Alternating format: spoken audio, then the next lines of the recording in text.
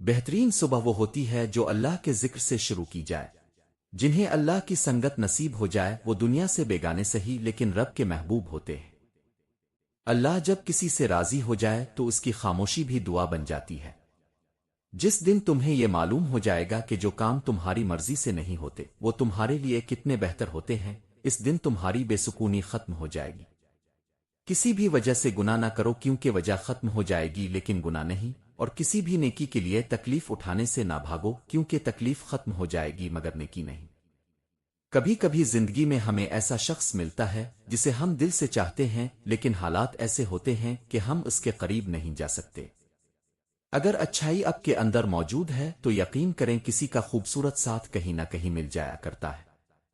انسان لحاظ میں اتنی باتیں اپنے اندر بھرتا جاتا ہے کہ آخر کار ایک خاموش آتش فشاں بن جاتا ہے جو کبھی خود کو کھا جاتا ہے اور کبھی پھٹ کر کسی اور کو۔ دکھ کی سختیاں چہرے سے تو رخصت ہو جاتی ہیں لیکن وہ انسان کے اندر اتر کر گوشے گوشے کو ویران کر دیتی ہے۔ دل کے اچھے ہونے سے پہلے آپ کو زبان کا اچھا ہونا ضروری ہے کیونکہ لوگوں کا پہلے آپ کی زبان سے واسطہ پڑتا ہے۔ دل تک تو کچھ خاص لوگ ہی پہنچ پاتے ہیں۔ ایک پھول دینا محبت نہیں ہوتی بلکہ زندگی بھر پھولوں کی طرح رکھنا محبت ہوتی ہے۔ تمہارے نفس کی تربیت کے لیے اتنا کافی ہے کہ تم ان چیزوں سے دوری اختیار کرو جو تمہیں دوسروں میں بری لگتی ہے۔ اگر ہمارا اخلاق صرف من پسند لوگوں کے لیے اچھا ہے تو ہم صرف موقع پرست ہیں، خوش اخلاق نہیں۔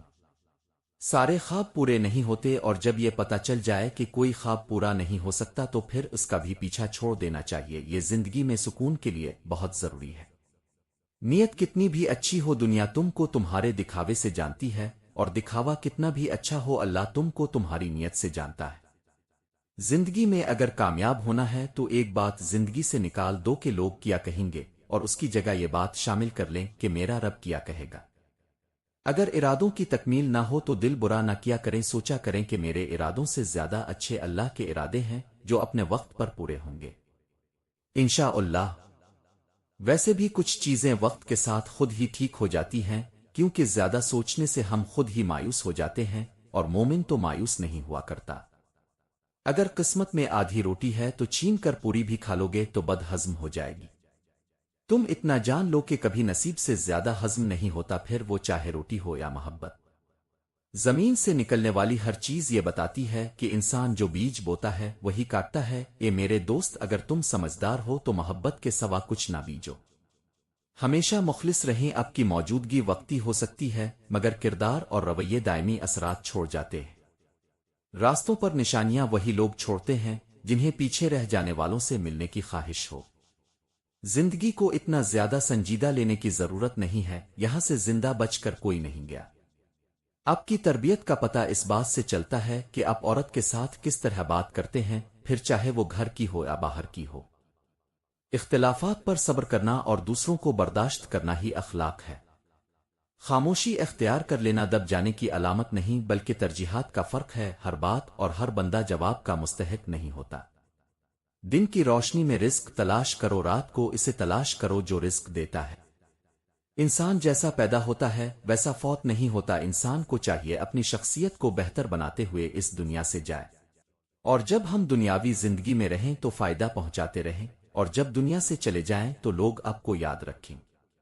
آپ کی برائی ہمیشہ وہی شخص کر سکتا ہے جو آپ کی برابری نہیں کر سکتا۔ جہاں 10 لوگ آپ کو پسند کریں گے وہیں 2 لوگ ناپسند بھی کریں گے، اور 4-6 تنقید بھی کریں گے، اور یہی دنیا کا اصول ہے۔ سکون سے جینا چاہتے ہیں تو کسی سے غیر ضروری رابطہ چھوڑ دیں۔ بعض لوگوں کے پاس بے پناہ الفاظ اور خیالات کا ذخیرہ ہوتا ہے لیکن پھر بھی وہ خاموش رہتے ہیں کیونکہ انہیں بحث کرنا نہیں آتا۔ وہ ہر درد کا جواب خاموش مسکراہٹ اور معمولی آنسوں سے دیتے ہیں۔ بظاہر وہ خوش نظر آتے ہیں لیکن در حقیقت وہ زندگی سے لڑ رہے ہوتے ہیں، اور وہ ان رویوں سے لڑ رہے ہوتے ہیں جو ناقابل یقین ہوتے ہیں۔ آپ سے محبت کرنے والا شخص آپ کو سنے بغیر ایک دن بھی نہیں رہ سکتا۔ کوئی بھی اپنی زندگی میں اتنا مصروف نہیں ہوتا کہ وہ اپنے کسی خاص بندے کے لیے چند لمحے بھی نہ نکال سکے۔ اس لیے بے وقوف بننا چھوڑ دیں۔ بڑوں سے سنا تھا کہ پرانے لوگ بہت بھلے ہوا کرتے تھے، انہیں اگر تھوڑی سی محبت بھی دی جاتی تو جواب میں زندگیاں وار دیتے تھے۔ یہ سن کر مجھے بڑی ہنسی آئی کہ اب تو لوگ بہت سمجھدار ہو گئے ہیں، ان سے محبت کرو تو جواب میں محبت نہیں بلکہ سبق دیتے ہیں۔ دولت ایک جھٹکے میں، خوبصورتی ایک بیماری میں، اور عزت ایک غلطی سے فنا ہو جاتی ہے۔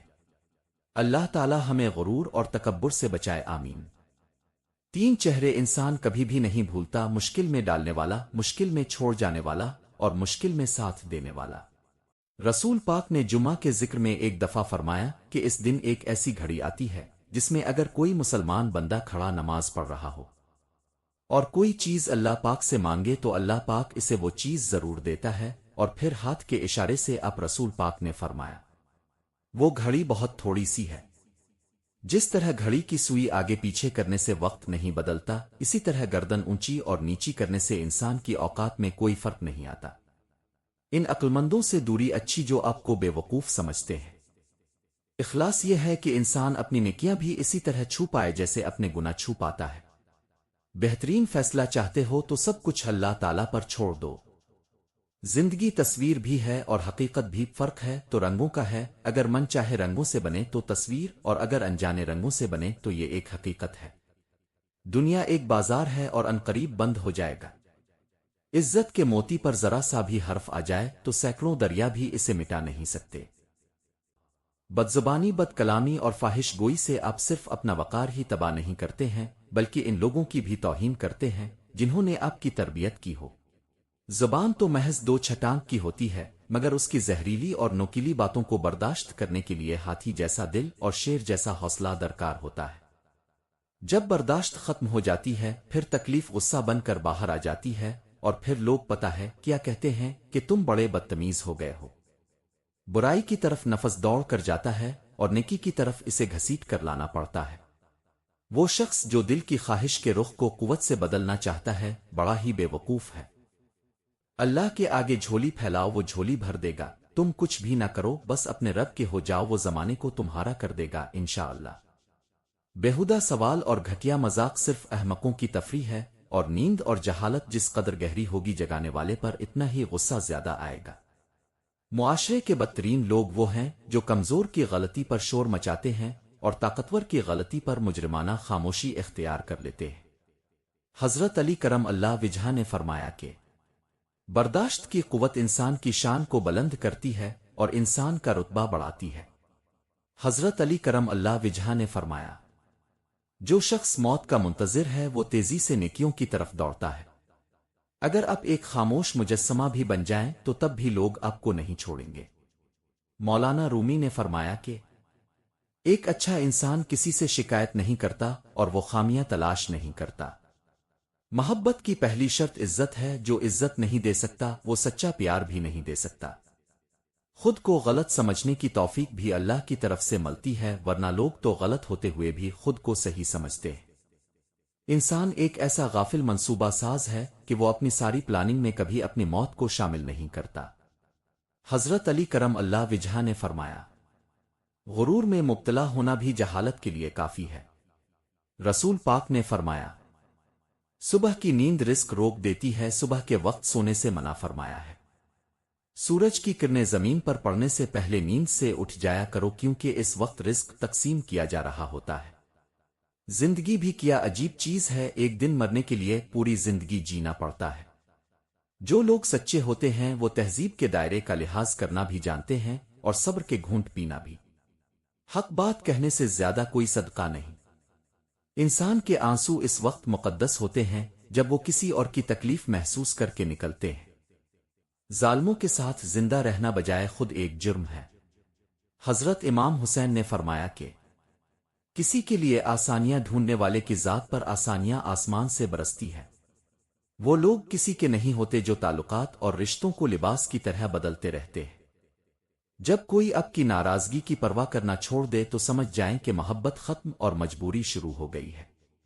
غلط بات پر غصہ آ جانا شرافت کی نشانی ہے، لیکن اسی غصے کو پی جانا مومن ہونے کی نشانی ہے۔ جنہیں آپ کی تکلیف کا احساس نہ ہو انہیں اپنی تکلیف کا احساس دلانے کی بھی تکلیف نہیں کرنی چاہیے۔ حقوق اللہ میں معافی شرط ہے اور حقوق العباد میں تلافی بھی ضروری ہے۔ معافی اور تلافی کے بغیر والے کیس کا فیصلہ بروز قیامت ہوگا۔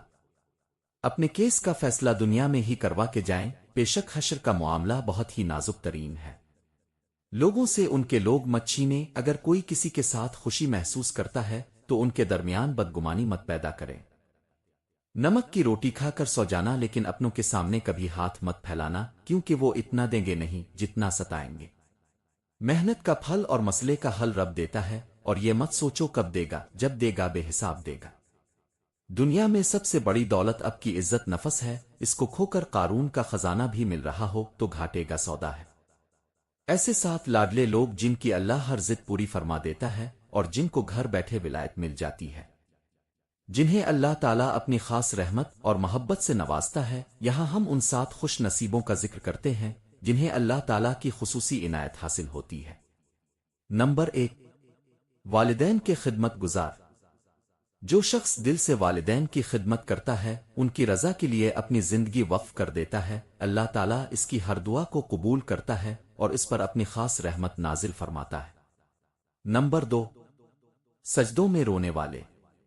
جو بندہ تنہائی میں سجدے میں گر کر اللہ سے راز اور نیاز کرتا ہے، اللہ اس کے آنسوؤں کی لاج رکھتا ہے اور اسے اپنا محبوب بنا لیتا ہے۔